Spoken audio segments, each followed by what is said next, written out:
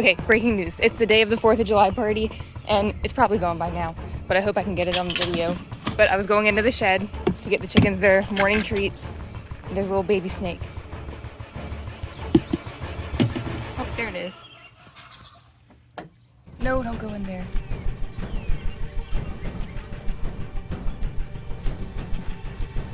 Okay, so I was gonna try to catch it and relocate it. It's a non-venomous snake. A lot of people will see a snake and they'll just kill it. I don't believe in that. You shouldn't kill something just because you think it's ugly or because you're scared of it. Now, if something is a real threat, that's a different story, but this is just a little snake, it's not a threat.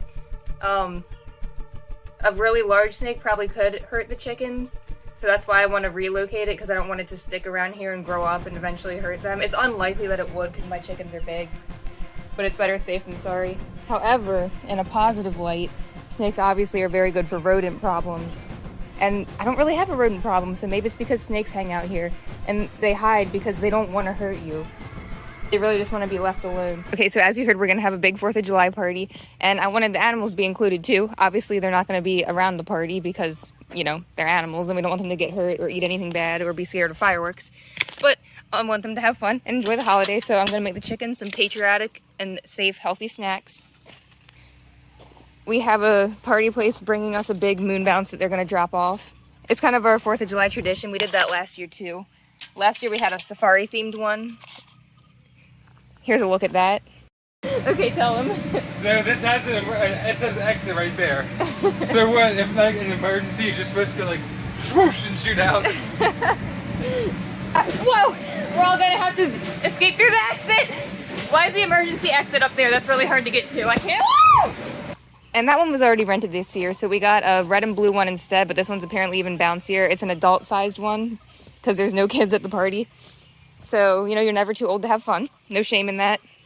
So I'm gonna give the chickens their party favors, and then I'll show you the rest of our party. So I'm giving them some safflower seed. Safflower seed actually is a pretty good, healthy treat for them. It's white, so you know, it goes with red, white, and blue theme. And it is filled with fiber, protein, vitamins, and minerals, so it's a good occasional treat to give them. Now with chickens, their main diet needs to be their layer feed. You can't just give them treats all day. I have some people that tell me that their chickens are really picky and that they just dump out and waste all their food. That's because they're being spoiled and you're giving them too many treats. So please try not to do that. And even if you're afraid they're going to starve themselves, just take the treats away anyway if your chickens are getting that picky. It's for their own good. If they get hungry enough, they'll start to eat their actual diet again. They'll eat their chicken feed, which is what their body really needs to help produce eggs and keep them healthy and live long. They're just like us. They can't survive only off of snacks. They need nutrition. So luckily, I have never had that problem because I do keep this occasional. And if I ever did catch mine being picky and not wanting their actual healthy stuff, then I'd be like, well, too bad, no more treats until you eat. Kind of like what parents have to do with their kids. So I've never had picky chickens because, you know, I just give them stuff like this in moderation. And like I said, these snacks are healthy, but you do want to keep it in moderation so that way they stick to their actual main fortified diet. And these are very rich in vitamins and minerals and fiber, but fruit in particular is also very sugary. So you don't want to give it to them a ton, but every now and then is perfectly fine. All right, here's their party plate. Let's see how they like it. Don't run out. Do not run out. Oh, you can see all the squash and zucchini I tossed in here just a little bit ago. I have way too many. So they've been helping me get rid of it. I've been selling it to customers, and at this point I've even been giving some away, feeding a bunch to the animals. Look, she likes it. Cornflower loves it.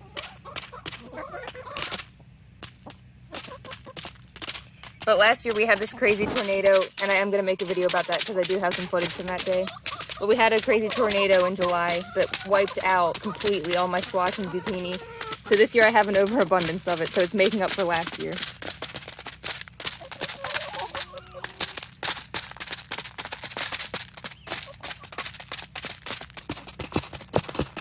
It seems like they prefer the seeds. Although Magnolia, she's behind the coop, so you won't see her, but I saw her sneak away with a blueberry, so she liked that.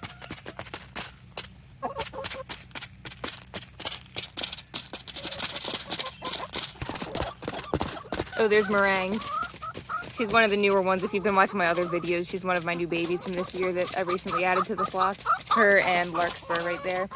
And she's supposed to be a French black copper Moran, but she looks like an Australorp to me. Although I do see some fuzz on the legs, so maybe she is. I guess we'll find out when she starts laying. But I don't see any copper on her head yet. But if she lays that really dark chocolate looking egg in a couple months, then we'll know for sure what she is. But she looks like a black Australorp, like this one right here. This is Manuka. See, look, they both have that beautiful shine. I guess we'll find out. What? You know, I guess we'll go give my Chameleon a treat too, because I don't show him that much on this channel, but he's really cool. You guys will probably like seeing him. He's a panther chameleon, so he can only eat bugs.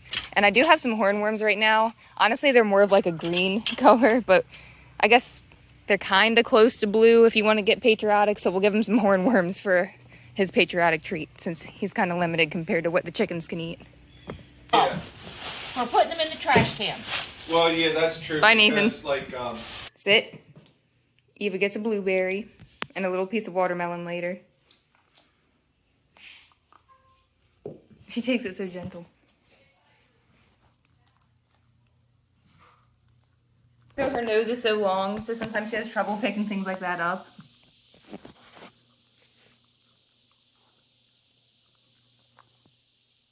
And don't worry, her nose is supposed to be long. If you're not used to Whippets or Sighthounds, this is how they look. It's very beautiful and pointy, and I love her. You like your blueberry? Okay, let's go feed Salvador Dali. There he is. He's actually waiting at his feeding station. Bless you, monkey. He's got a lot of live plants in here.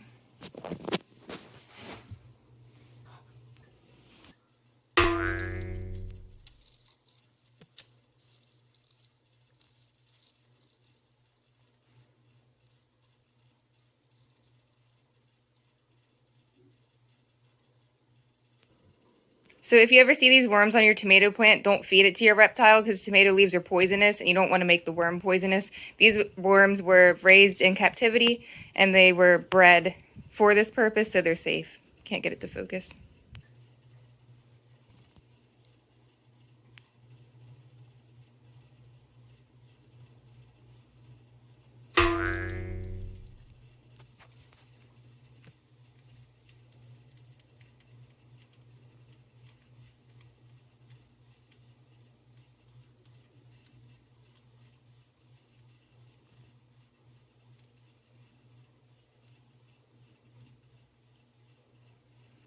So you might be able to hear it in the background. I have my fan going in this room because chameleons need good ventilation and lots of plants.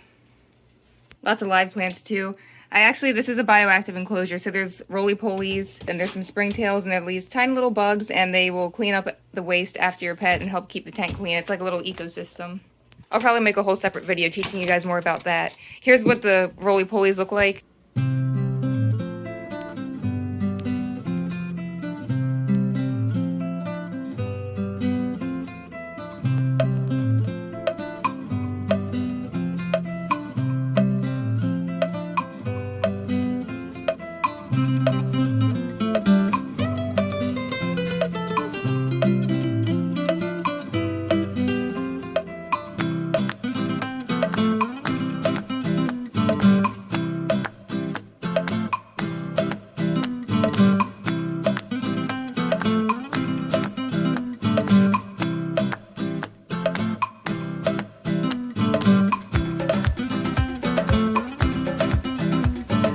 They come in all different colors. I have some albino ones, orange ones, blue ones. And you can get a screened-in enclosure for chameleons, but it's kind of hard to do a bioactive one with a screen enclosure, so instead I drilled a bunch of little holes all in the boards of this enclosure so he can get more ventilation. And you have to give them some water with a dripper system because they can't drink out of a bowl. They can't really see still water, so I'm going to go fill that up for him, and then we'll get to the party. Here's my plants, by the way.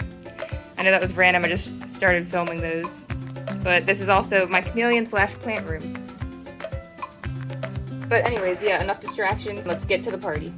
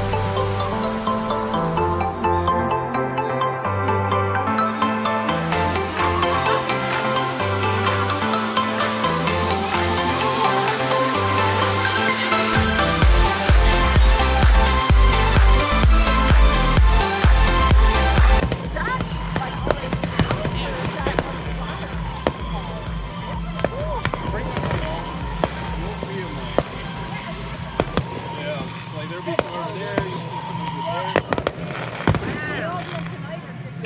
Yeah! So usually I think everyone else is. Oh no. So we'll see. Are we too close? I think we are.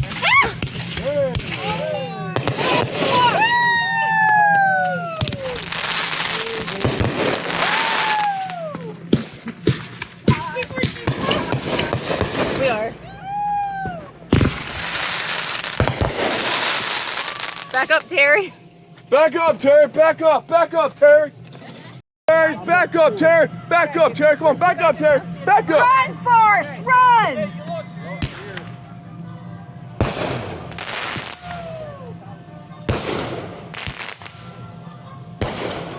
I'm going here so I'm gonna neck up so much.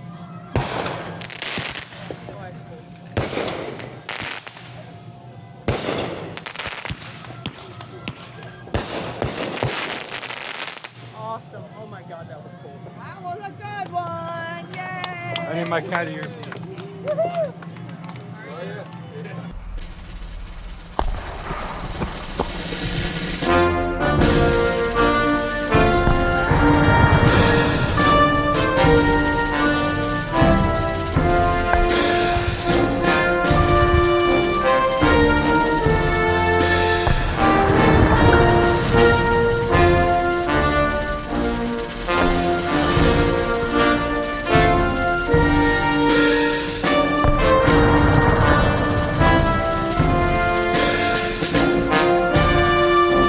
They're lighting the Big Daddy.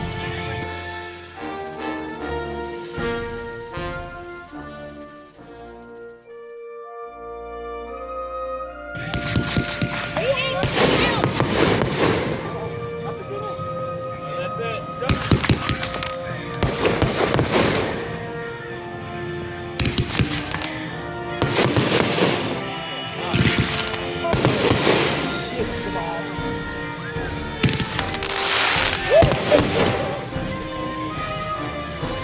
Was that supposed to happen? It's all falling.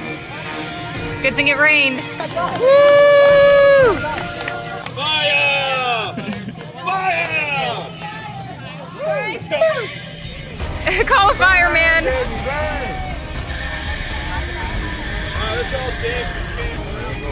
There you go, dance and chant.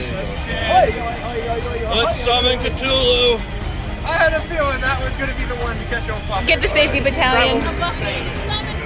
We got a fire.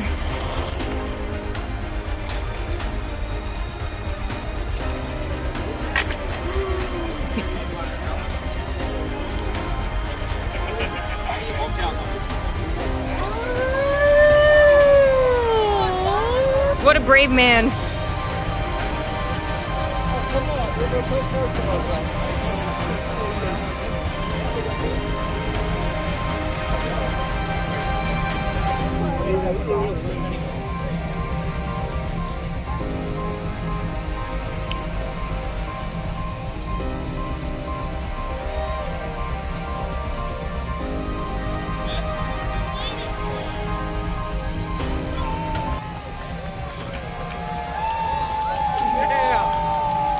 Hero.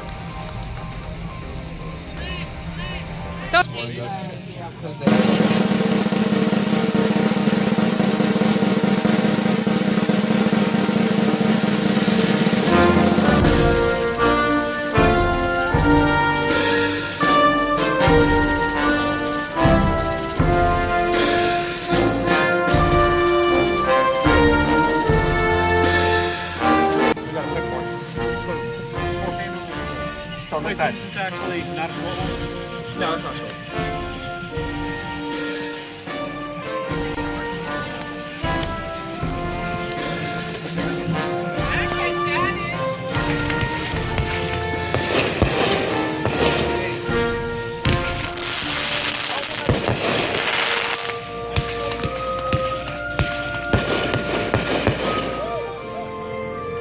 Somebody else can light this one up. Ladies and gentlemen, we have the biggest one yet. Here, so you can be the light bearer. What's this one called? Rocket's red glare. It's ready. Is this the grand finale?